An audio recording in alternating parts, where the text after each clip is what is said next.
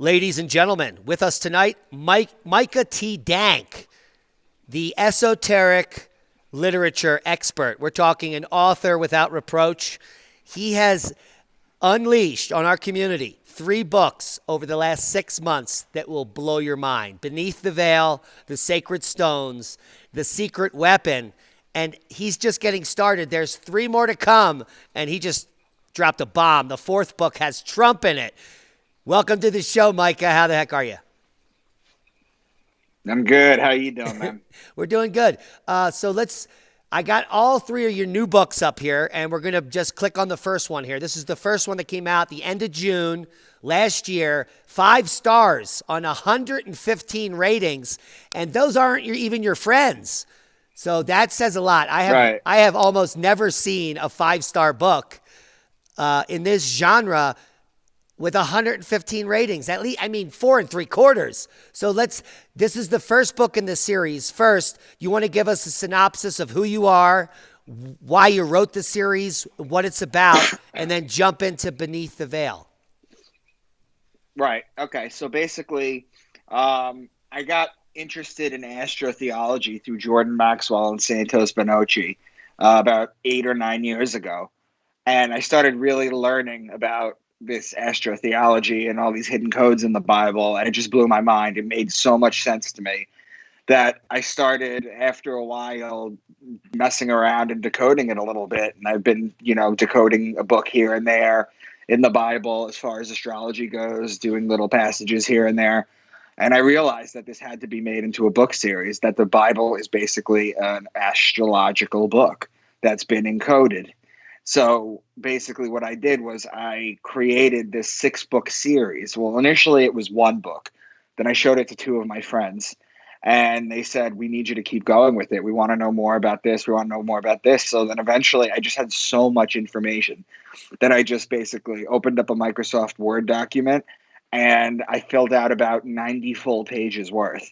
And then what I ended up doing was I took about 15 pages worth of the notes and I made a book out of each of them. And that's basically what I did. They're conspiracy theories. They're, like you mentioned, they're like 115 5-star reviews out of 115 reviews, which is ridiculous. They're doing really well. And the people just love it because there's information in there that you don't know, just like conspiracies and all the hidden meanings in the Bible. They're basically like Dan Brown Da Vinci Code conspiracies if they were real. If you took the main character out of Da Vinci Code and you put him in, and you put in Neo from the Matrix in the book, that's basically what you have. So Beneath the Veil, the first one that I have, which I want to show you guys, this is the first one. There it is. I'm going to read you the synopsis from the back. I might as well just do that. It's better. Graham, a functioning alcoholic and Harvard medical student, and the protagonist of Into the Rabbit Hole, stumbles across a puzzling communication from his deceased Navy SEAL brother. Graham must work to unravel a litany of secrets, sobering in their implications for not only himself, but for the past 12,000 years of human history and the secrets of the universe. Had he not, in his hungover state, opened the email, Graham could have continued on his predetermined, successful, if dysfunctional path, and never embarked on the paradigm-shifting journey that so loosens his grasp on reality and obliterates not only what he chooses to believe, but what he trusts as fact.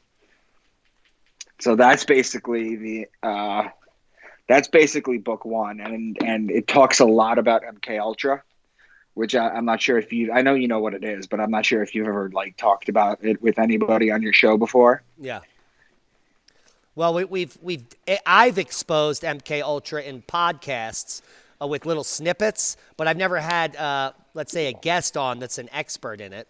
So, you want to just talk about how MK Ultra relates to the 12,000 year lie that we're living?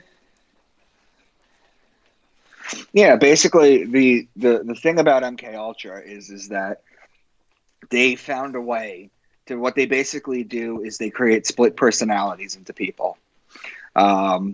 And what they do that for is because they can control other personalities. So what they do is they do things like remove your fingernail or leave you in a barrel, a 55-gallon drum barrel full of water with the lid screwed on for like hours at a time. It disorients your senses. They do all this sort of stuff. And then what they end up doing is they keep you pumped full of drugs that keep you awake. See, we have drugs that put you to sleep, but what you don't know is you have drugs that keep you awake too. So what they do is they keep you awake, and then what ends up happening is your brain can only take so much. So you're either going to die, or what happens is your brain fractures and you get a split personality out of it. And they show you in TV shows, it's always a stronger personality protecting a weaker one. That's exactly what happens here. And the best way they do that is they create these split personalities in order to control. And once you create one, you can create a bunch. So you can basically have these guys basically as Manchurian candidates. So they've been doing that for quite some time, more prevalently in the entertainment industry. They do that like with Disney, for example, or just in general. They basically do that kind of stuff. So these are like, so they're using the MK Ultra subjects, the people that they take into these programs. They're using them as props in their propaganda war, basically. So what the world is slowly being revealed to them over the last few years, let's say, because it's rapidly increasing. The quickening is happening, and people are awakening. And what they're finding out is that all the world is really a stage. And that since the 1940s, perhaps, there has been amazing. What is someone packing some cigarettes in the background there? Yeah. There is some amazing. Well, there's enlightenment in the general population, and they can see the wool that has been pulled over their eyes. So these MK Ultra ops are being designed to continue and perpetrate the propaganda lie that is the world we live in, which is basically a slavery model. Right. Absolutely. In fact, there was a Illuminati mind programmer who basically broke away from the Illuminati and started doing interviews about how she used to be a mind programmer. And you can look her up. Her name was Svali, Svali. You can Google this name and type in Illuminati Svali, and you'll get all these interviews that she used to do and tell you exactly how you break someone down. She even has a book that I believe is still on Amazon that no one really knows about. But yeah, you could definitely look into this. This stuff is real. Yeah. So what do you think the end game is in this ruse that we're living? Is there an end game, or is it just for more total control? I think that basically there are entities, there are spiritual entities that feed off of negative emotion. And I think that the idea is just to create as much negative emotion as you possibly can to feed these entities. Well, those are the archons. That's basically what I think. I mean, we know from David Icke, the archons are the controllers. Right. Yeah, exactly. So that's what I think. I think it keeps the machine moving, because we're not free at all. No. All right. And the idea. Let's pop over to the Sacred Stones, Into the Rabbit Hole, Book 2. This came out the end of September of 2020. Let's talk about it. Do you have a copy over there? I do. I'm showing it right now. Okay, there it is.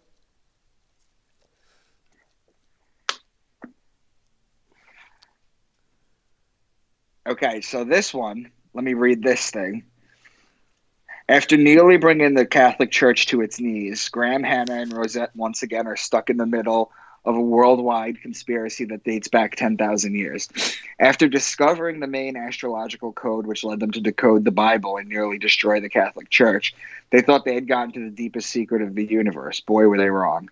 When Graham learns that the capstones of the Egyptian pyramids are scattered around the globe, him and his witty band of friends must learn what sort of power they hold and try to contain it, as it contains the greatest secret that has ever been hidden in the history of mankind.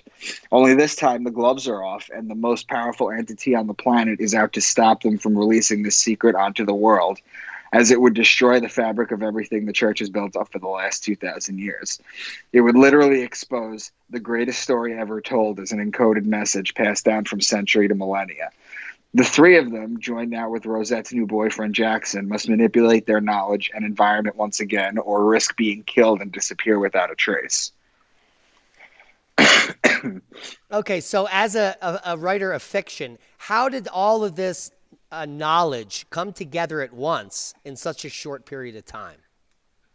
Because it's absolutely mind-blowing. It's mind-blowing, dude. What do you mean? Well, it's just like you had this background knowledge of the Torah and the Bible, and then Right. you go to a university for writing, apparently, right? You have a degree in literature, or Yeah. okay, and then Yeah. so all of a sudden the entire story is laid out to you. I had a similar download in 2013 around that time. Was it something that just hit you and you started writing and the whole thing was done? Well, basically, like I mentioned, every time. So what I like to do is I trust that myself, and I think my reviews speak for it too. I trust that the information that I release, people are going to find it as interesting and as mind-blowing as I did. So I take kind of the best of the best information, put it in a Word document, and then what happens is I print them out, and then I look through it and I highlight them. I go, all right, I want this in this chapter, I want this in this book, this in this book, this in this chapter. And then basically that's how you do it. And the truth of the matter is that when I started writing it, physically sitting down at the computer and writing it, it was like a download to me, honestly. It was like the story was writing itself. Like, there were plenty of times I outlined chapters. I'm like, all right, this is what's going to happen. This is what's going to happen. And what ended up happening was, by the time I got to like the end of the chapter, I realized that I had written it going in a different direction.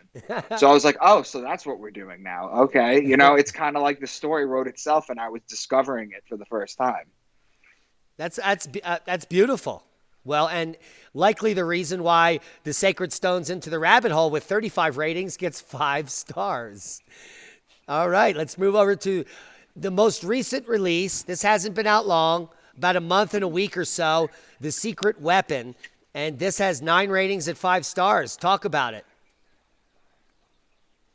Yeah, okay. So basically, it's the Secret Weapon is the continuation of Into the Rabbit Hole. After discovering the true purpose of the pyramids of Giza, Graham and his group are once again thrown into a hard-to-believe story. The Rosicrucians and the Knights Templar, long thought to be extinct, have been fighting over a secret communication device for the last 1,000 years that would allow them to communicate back with the entities that have been sending down messages.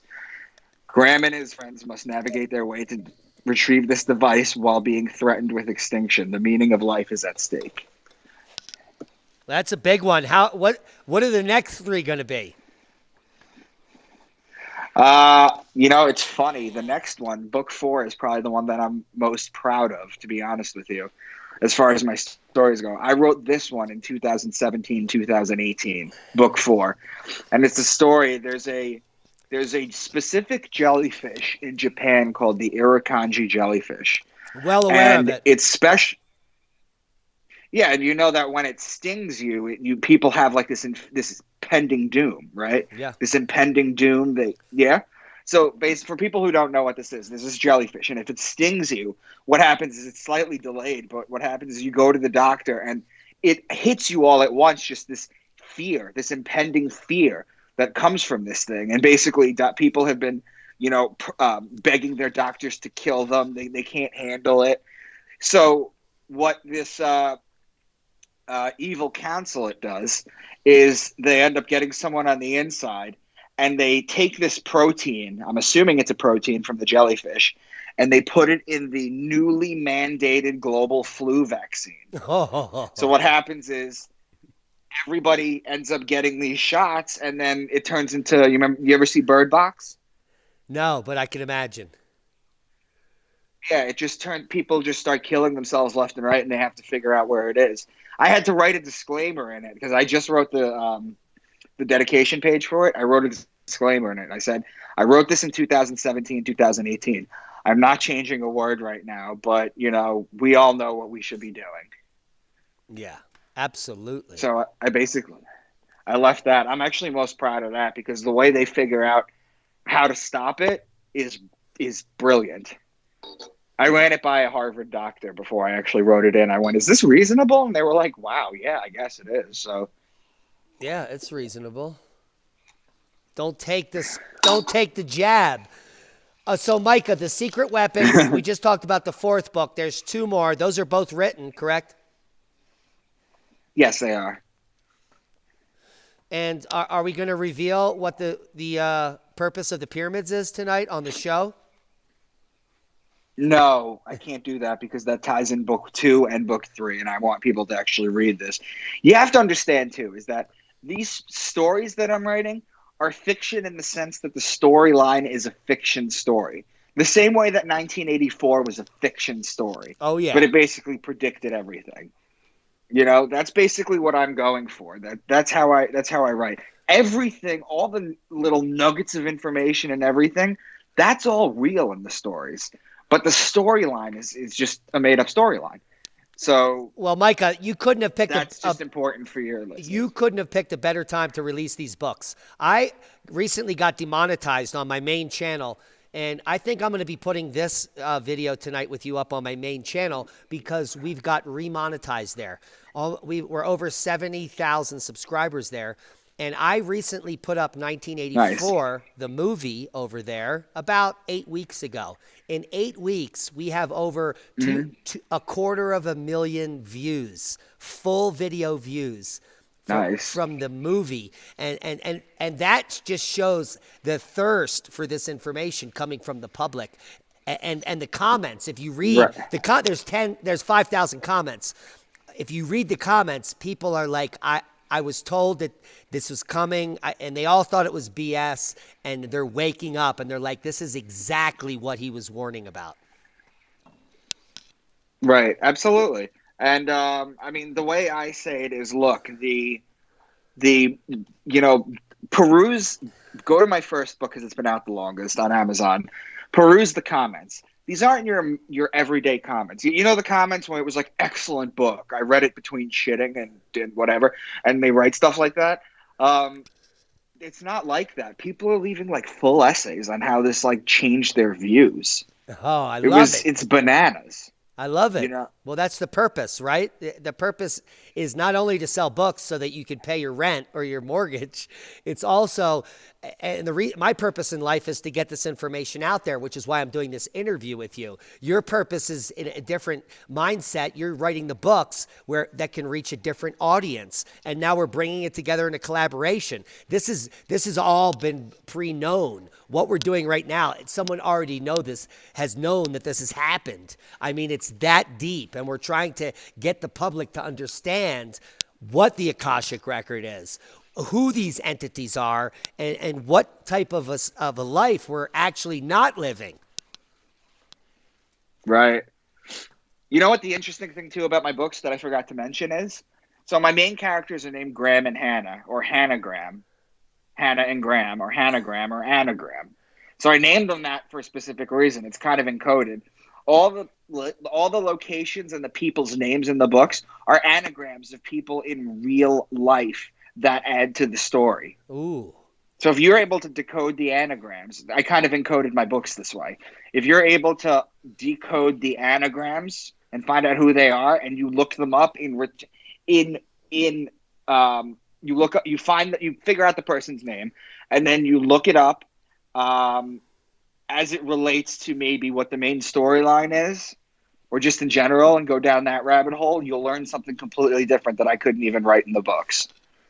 That's amazing. And so we still can't reveal any of the secrets, but we're revealing secrets as we speak. Let's end the show. Let's say the last 10 minutes here. We need you all to go out and buy Micah's books if you want to follow the storyline. There's only 3 out right now, and they've been out in the last 6 months. And let's just walk them through. Beneath the Veil is the first book. The Sacred Stones, Into the Rabbit Hole, book 2, and The Secret Weapon. You can all just grab them up on Jeff Bezos's China machine called Amazon, which is probably where we need to get them now, unless Micah has a secondary source. Do we have another source we can? Yeah. If you want to buy, if you're into digital copies, first of all, I'm on Twitter and Facebook at Micah Dank. So if you want to friend me, follow me, that's fine. I also run a Facebook group, Into the Rabbit Hole, about my books and interviews that I do. But basically, if you want to buy digital copies, I sell them directly, so they come immediately. And the thing about them is that they come unlocked, unlike a Kindle, which is just locked to your device. Mine come unlocked, so you could share them with whoever. You could really get that information out there. Wow. And that, I mean, not a lot of authors will be advertising that because, they're trying to get individual book sales. But a lot of the people that watch my show, they don't have any money. And if 3 or 4 people are going to get together and buy these books and share them, that's a wonderful way to get this information out.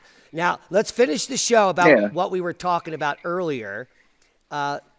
Some of the Illuminati signals, because what I've been called out on my own podcast for the last 4 or 5 years is that when I do the okay I'm just using hand gestures because I'm Italian and that's how I speak. I use my hands and everyone calls me out on these different things, symbols I make, which I'm not making any symbols, but you have uncovered some Illuminati symbols. And before we get to that, in your own words, just describe to the audience who or what the Illuminati is. So at the highest level, I'm not sure, but there are people at high levels, the Rothschilds, the Rockefellers, they're just pawns. They just run the money game. You've got the 13 families. One of them includes the Borgia family, which goes back to Pope Alexander VI and even further back. And Pope Alexander VI's son, Caesar Borgia, is actually the face of White Christ. If you've ever seen those cartoon pictures of White Jesus, or those pictures of him, he's literally the face of it. So it goes back to that family. But it goes back even further. I think at the end of the day, you're talking about the black nobility lines that go all the way back to the Egyptian time period. I'm not really sure. What do you think? Well, if you want me to be honest, and I've been thinking about this for almost a decade nonstop, that I like all the ideas you've shared, that when we see the highest level of the banking cartel, the world banks and who controls the money funders, as Rex likes to call them, that's probably the mid-level. And then when you break it down into the secret societies, the Bilderbergs and those types of groups like Skull and Bones, those are side groups of the mid-level people that are doing rituals that are pleasing the upper level. And they have no idea why they're doing these rituals. And the type of disgusting rewards that they get is money. And I can't really repeat some of the other types of, well, we know about adrenochrome and all the other disgusting claims in the conspiracy circles, but this is like the mid-level stuff. This is what feeds that elite group to stay in control. It's the hedonism, it's the euphoria associated with it, and it's the control. It actually completes their MK Ultra minds, in my sense. So the upper level has complete control over the highest echelon of humans. So it's in my opinion that whatever the Illuminati controllers are, they are not actual people that live on this earth. And if they are, they're multidimensional or extra dimensional, or they have some other higher influence, and they can maybe manifest in human form in 3 dimensions, but they're certainly not humans. It's humans themselves, our species, that have been captured, enslaved, and we're now living this dystopian world that we've been living in since the last catastrophe 12,000 years ago. Once we come out of the caves, we're recaptured, society's rebuilt, the control mechanism takes hold, and the deals are made in the dark. And so I don't think the Illuminati, whatever that is, whatever that word means, will ever be revealed, because what happens in the coming days, and when I say that, I mean in the few decades coming, is the end of modern society. We're going to see the sun with some major solar outbursts that will destroy the grid, and whoever they are will go underground, and we'll be left on the surface to repeat the cycle once again. They're gonna go to like underground cities. Like, well, you're in Denver, right? Don't you Yeah. guys have like an under over there? Yeah, but I'm 6.5 hours south of Denver. I'm nowhere near that area, but there's definitely tunnels from that underground city in Denver that go to Los Alamos straight through my region. And in fact, many people think some of the tunnels are on our property up at Oppenheimer Ranch Project because of the work that Frank and Robert Oppenheimer did building the nuclear bomb. Oh wow. I mean, that would make sense, wouldn't it? Yeah, because after they made the bomb, they were relocated to the mountains of Colorado and given huge swaths of land as they were outed as communists. Uh, and and it's very bizarre how that all works out. I mean, why would the government gift you $1 million worth of land to get rid of you? Wouldn't they just lock you in Guantanamo? Yeah, you would think so. But no, those are for people they make examples out of. Yeah. So clearly there was some kind of deal going on. And then later, Frank Oppenheimer came down here into Pagosa Springs, where we are, Rex Bear and I, and he became a hero in the community. First, the community hated him. They all knew a communist was up in the mountains there. And then later, he befriended the community. He became the physics teacher down here. And after that whole amazing community experience, he ended up opening the first Please Touch Museum, it's still in existence in San Francisco, called the Imaginarium. And now there are Please Touch museums Oh wow. all over the United States and the world because of his model. So clearly he had the same shift in consciousness after making that bomb that you and I have had in our lives, where we went from consumers to teachers. And there's a fine shift Right. there. There's a fine shift. Once you become a teacher, a true teacher of knowledge, the consumer stuff really doesn't matter. The word bling is associated with a negative thing. Like I, even if I have tons of money, I'm not going out to look for stuff to make me look popular. I'm looking for stuff to make me survive in the future. Right. No, that makes sense. I like the way you put that. All right, Micah. So what do you think? What is your next mission after the 6-book series is done? And I know you hinted at it. I'm thinking of writing a 7th book that I might tie into this. It depends on how the books do. To be honest with you, I wasn't really going to share this tonight, but I'm going to share this right now anyway. I have a publicist because, again, these are fiction books, right? So it's all fantasy la la land. So I have a publicist about my books, and she had a meeting with a movie producer. They had like some joint thing that they had to do, and she casually mentioned my books were like Da Vinci Code. He was like, oh, all right, send it over. So she got back to me on Friday. She texted me, and she said that when he gets back from his wedding, that he wants to have a meeting with the 3 of us about it. So I don't know. I'm just trying to reach the masses, man. You can call me a sellout if you want. I don't give a shit. I'm just trying to reach the masses with my information. Well, Micah, you're not a sellout. And if your 6-book series, maybe your 7-book series goes to a movie, we'll support it 100. I have a little story to share with you, which is a different type of narrative. You are a writer, and you need to sell your books. You need your books to become a movie so that you can have the money you can do with the rest of your life. And then maybe you can do something else. In my circumstance, I have what I need here. And so I was contacted by the History Channel and had been working for months setting up some type of a shoot here, a multi-day shoot where we're going to do several projects. And at the very end of the contracts, they were talking about bringing medical crews here and COVID testing, and I stopped it. I pissed off the History Channel because they didn't tell me how intrusive they were going to be. The first thing I don't want to do is to take a COVID test ever. I don't want to take the COVID vaccine, and that's my prerogative as a human. So by simply, they were just so invasive, and I wish I could help, but I had to cancel the project because that would have literally reached probably millions of people, in my opinion, and it would have really given us traction. But because I don't need it, it was easy for me to shut that down. But in your case, you need the money. This is your career. You're a writer. So we're going to support you 100% on this project. And if you need any help or anybody to corroborate how awesome you are or how many people love you in this community, you know who to reach easily. I appreciate that more than you can possibly imagine. I really do. This really is a well-knit community. It really is. And I'm figuring that out more and more the more that I go on.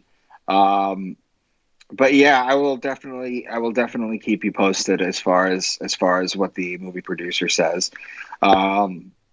This is actually the first movie producer and she wasn't even planning on pitching it to him. She mentioned it in passing and then he showed interest. So she sent it to him.